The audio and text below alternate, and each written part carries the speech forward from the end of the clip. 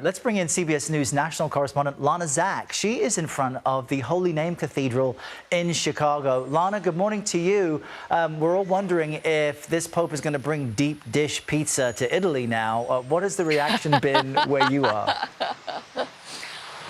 Are you trying to start something right now, talking about Italian pizza and Chicago-style deep dish?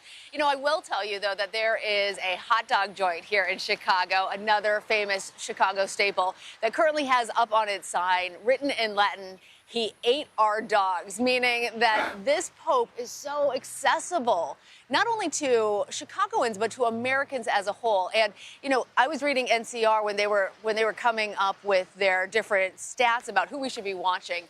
And the very first line about this contender said it's typically absurd to think of an American Pope because given that the 2,000 years of Catholic history, there's never been an American Pope, but also because there's been a perception in the Catholic Church that given America's power and influence in the world, that it would be outsized to have an American Pope. It speaks to who he is, both as an American and as an international figure, that he really has transcended some of those biases to be able to become a pope. And my goodness, are people here in Chicago celebrating it. Actually, at Holy Name Cathedral behind me, they changed out that bunting that you see from the black shrouds to commemorate the passing of Pope Francis, now to a celebratory white and gold.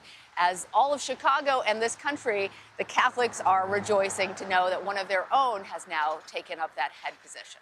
And while Pope Leo XIV had moved to Peru, naturalized there, become a citizen, he was born where you are and spent his early life there. Right. What did he do in Chicago, and what can you tell us about the early part of his biography? He was a Chicago South Side boy, and he rooted for the Red Sox. He rooted for the White Sox. They're actually sending a jersey over to him in Rome that says Pope Leo on it now. But he was an altar boy in so many ways. He was just an accessible Chicago boy. Listen to what his brother had to say. His brother living just about an hour from where I'm standing right now. You know how some kids like to play war and be soldiers, and some girls want to play dolls and be housewives. He wanted to play priest. And so he took our mom's ironing board and put a tablecloth over it, and we had to go to Mass.